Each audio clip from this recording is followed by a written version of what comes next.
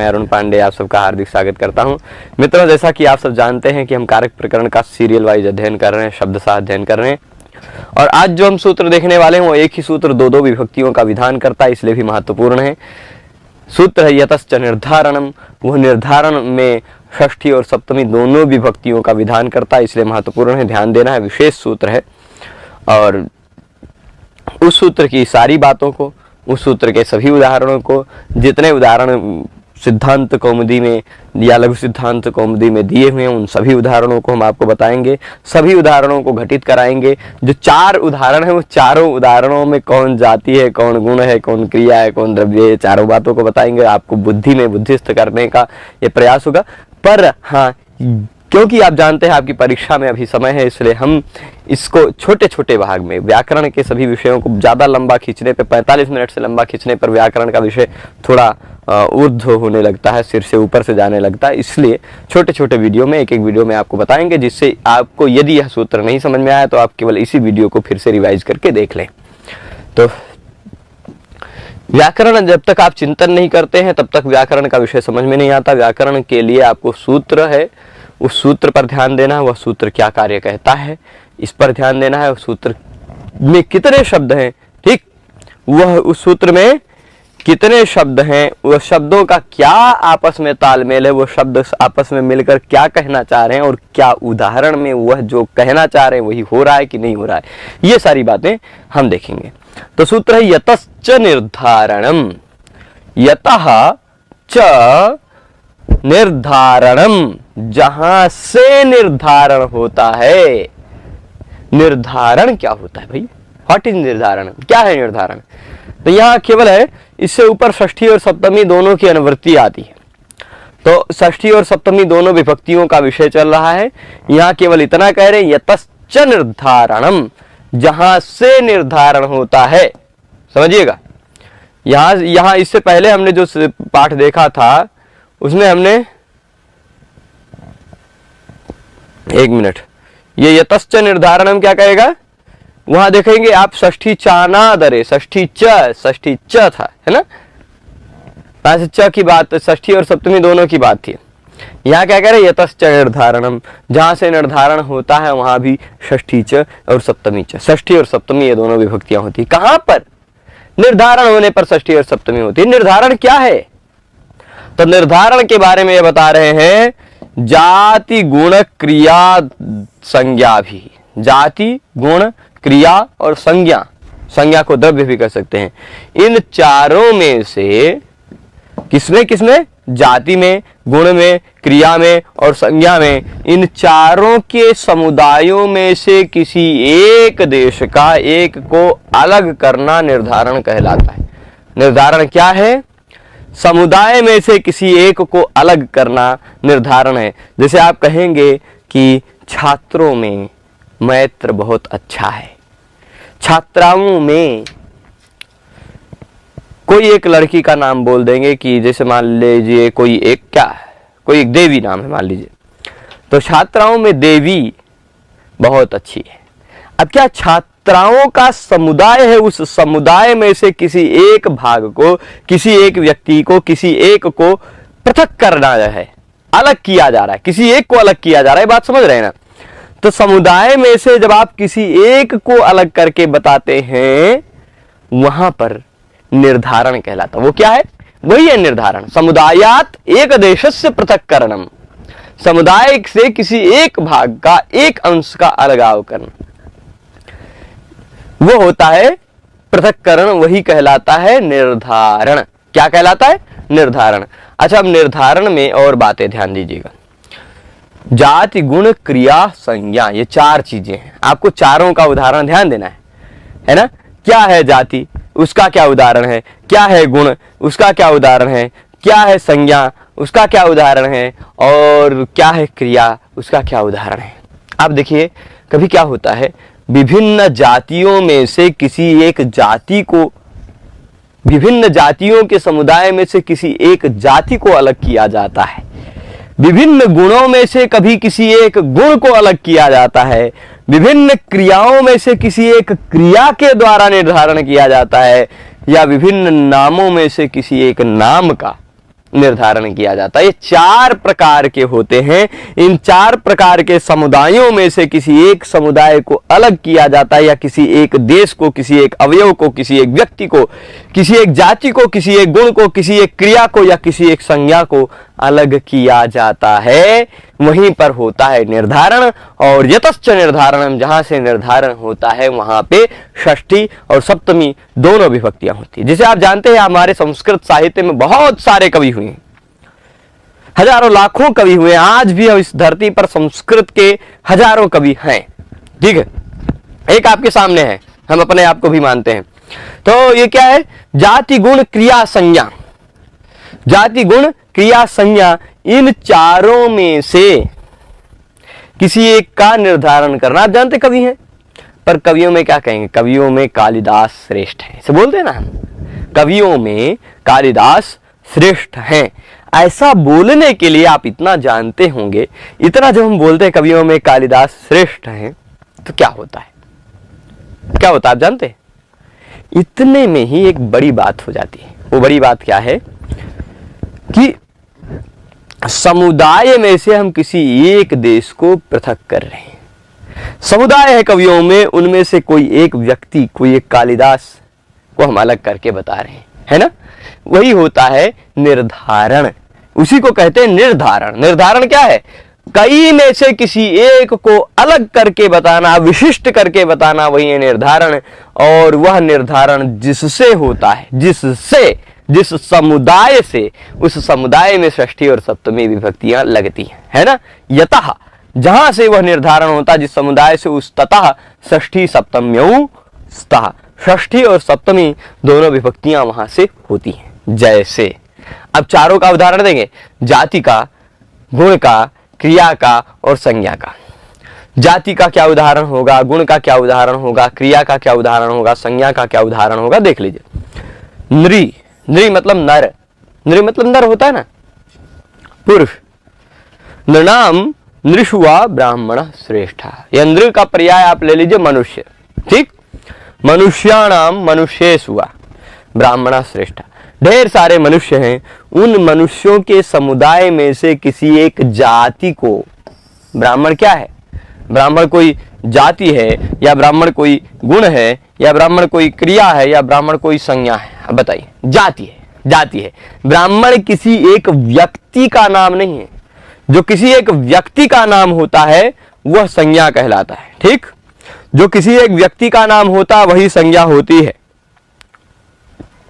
इतनी बात समझ रहे हैं? तो अब देखिएगा, यहां पर क्या हो जाएगा? नृणाम नृषुआ ब्राह्मण श्रेष्ठा। यहां पर आप देख लीजिए, ब्राह्मण किसी एक व्यक्ति का नाम नहीं है, इसलिए संज्ञा नहीं है।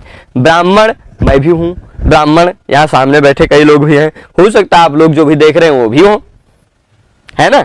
तो ब्राह्मण यह किसी एक व्यक्ति का नाम नहीं है ना? ब्राह्मण एक जाति है। ब्राह्मण श्रेष्ठा, किसी एक समुदाय में से एक जाति को पृथक किया गया, इसलिए जाति वाला उदाहरण है। आप कैसे जानेंगे नृणाम नृषुआ ब्राह्मण श्रेष्ठा किस प्रकार का उदाहरण है? कौन जाति का है, कौन गुण का है, कौन क्रिया का है, कौन द्रव्य का है? चारों सीरियल से उदाहरण दिए, पर आप पहचानिए तो ब्राह्मण एक जाति है, गुण नहीं, क्रिया नहीं, संज्ञा नहीं, है ना? द्रव्य को संज्ञा भी कह सकते हैं, संज्ञा को द्रव्य भी कह सकते हैं। तब देखिए, गवाम गोषु वा कृष्णा बहुक्षीरा। गायों में, देखिए अब यहां हम इस समुदाय में से इस एक देश, एक जाति को अलग कर रहे थे, ब्राह्मण को, इसलिए इस समुदायवाची शब्द में षष्ठी और सप्तमी दोनों विभक्तियां लगेंगी। कवि नाम कविषुआ कालिदास श्रेष्ठ। कवियों में कालिदास श्रेष्ठ हैं, ये कहते हैं ना, कवियों में कालिदास श्रेष्ठ हैं, ऐसा बोलते हैं हम। तो हम उसको दोनों ढंग से बोल सकते हैं, कवि नाम कविषुआ कालिदास श्रेष्ठ, ठीक? तो कवियों में या कालिदास श्रेष्ठ हैं। अब दोनों तरह बोल सकते हैं, षष्ठी और सप्तमी दोनों विभक्तियां लगा देंगे हम, चल जाएगा। तो नृणाम नृषुआ ब्राह्मण श्रेष्ठा दोनों हो जाएगा। आगे देखते हैं, ये तो हो गया जाति का उदाहरण। ये गवाम गोषु व कृष्णा बहुक्षीरा। गायों में काली गायें बहुत क्षीर वाली हैं, बहुत दूध देने वाली हैं। यहां देख लीजिए, ये गायों के समुदाय, गाय क्या है? गाय समुदाय, ढेर सारी गायें, हजारों गायें, लाखों प्रकार की गायें, कई प्रकार की गायें हैं। उन गायों में काली वाली गायें, जो जर्सी कहते हैं आजकल के भाषा में, काली वाली गायें बहुक्षीरा, ज्यादा दूध देने वाली होती हैं। अब देखिए, ये गायों के समुदाय में से एक को अलग किया जा रहा है, एक को अलग किया जा रहा है। किस आधार पर? काली। काली क्या है? काला एक कलर है, कलर गुण के अंतर्गत आता है। रूप, रस, गंध, स्पर्श, संख्या, परिमाण इत्यादि गुण है ना, तो उसमें रूप है। ये रूप क्या है? काला, शुक्ल, नील, कृष्ण, रक्त, हरित, कपित, कपिश, चित्र इत्यादि, ये सब क्या है? रूप है। तो रूप गुण है। काली गाय भाई, कालापन उस गाय का गुण है, उस गाय की जाति नहीं। उस गाय की क्रिया कालापन थोड़े ना है, या उस गाय की काली नाम थोड़े ना है ना। तो इसलिए वह एक गुण है। यहां गुण का हम पृथक्करण कर रहे हैं, ठीक है। किसका? कृष्ण को पृथक कर रहे हैं। यहां ब्राह्मण को अलग कर रहे हैं, वो एक जाति है। यहां कृष्णा काली गायों को अलग कर रहे हैं, वह एक गुण है, ठीक है। हो जाएगा। आगे देखिए, गच्छताम गच्छत्सुवा धावन शीघ्र। चलने वाले लोगों में दौड़ने वाला ज्यादा गतिशील है ना। गच्छन, अब चल जाए भाई, जो दौड़ रहा है वो भी तो चल ही रहा है, जो भी दौड़ रहा है उसमें भी तो गतिमत्ता है, वो भी गच्छन है ना।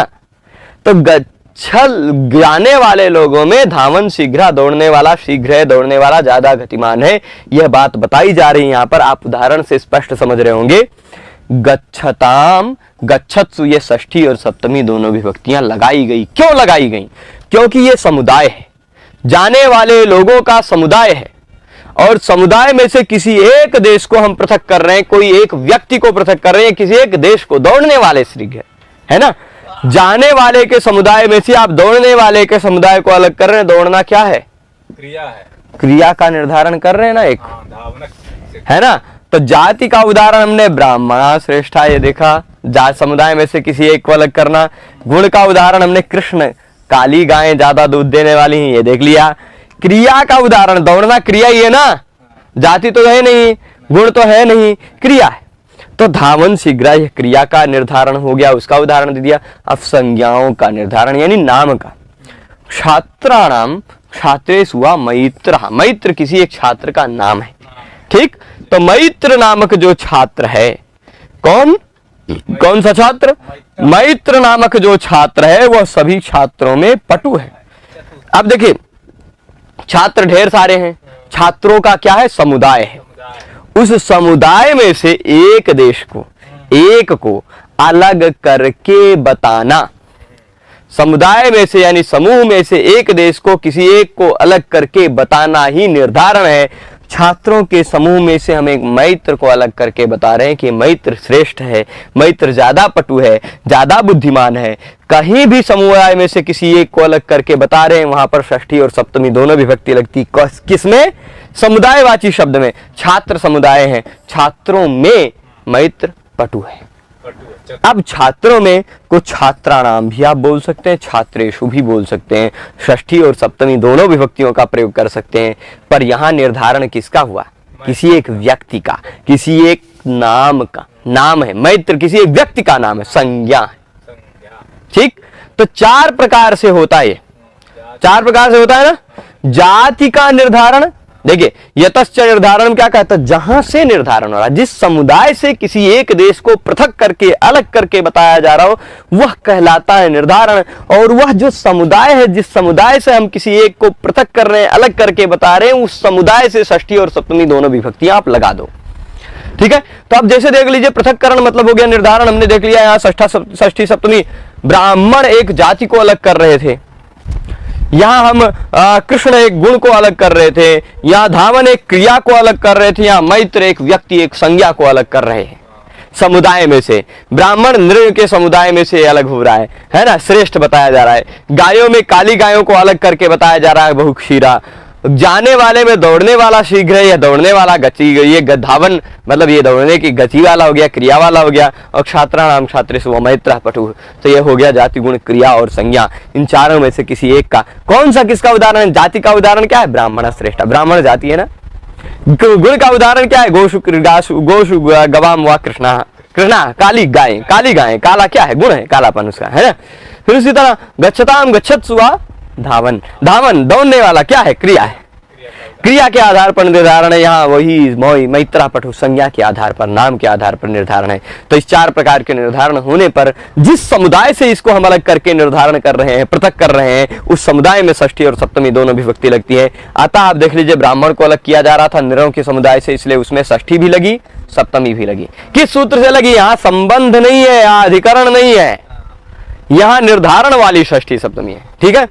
और इसी तरह गवाम गोष्ठी ये समुदाय है, समुदाय में षष्ठी सप्तमी 2 लगी। यहां भी आप देख लीजिए, गच्छताम गच्छत्सु, यहाँ षष्ठी सप्तमी दोनों लग गई। गच्छताम धावन शीघ्र अथवा गच्छत्सु धावन शीघ्र, दोनों वाक्य बोल सकते हैं। नृणाम ब्राह्मणा श्रेष्ठा बोल सकते हैं, नृषु ब्राह्मणा श्रेष्ठा बोल सकते हैं। गवाम कृष्णा बहुक्षीरा बोल सकते हैं, गोषु कृष्णा बहुक्षीरा बोल सकते हैं। उसी तरह छात्राणाम मैत्रा पठु बोल सकते हैं अथवा छात्रेषु मैत्रा पठु बोल सकते हैं। चारों तरह से बोल सकते हैं। कौन किसका उदाहरण है आप जान जाएंगे। अगर अलग किया जा रहा है मैत्र को कोई एक नाम को तो वह संज्ञा का उदाहरण है। अगर अलग किया जा रहा है कृष्णा को कोई एक गुण को तो वह गुण का उदाहरण है। अगर अलग किया जा रहा है ब्राह्मण को कोई एक जाति को तो वह जाति का उदाहरण है। और अगर अलग किया जा रहा है धावन को, गतिमान को, गति को, तो क्रिया का उदाहरण है। तो इस तरह से हमने यतश्च निर्धारण इस सूत्र को इस पाठ में देखा। इस पाठ में आज इसी सूत्र पर रोकेंगे। इससे अग्रिम पाठ में हम किसी और अग्रिम सूत्र के साथ आप सबसे फिर मिलेंगे। आप सभी लोग पूरे पाठ में जुड़े रहे, उसके लिए आप सभी को बहुत बहुत धन्यवाद। फिर मिलेंगे। नमः संस्कृताय।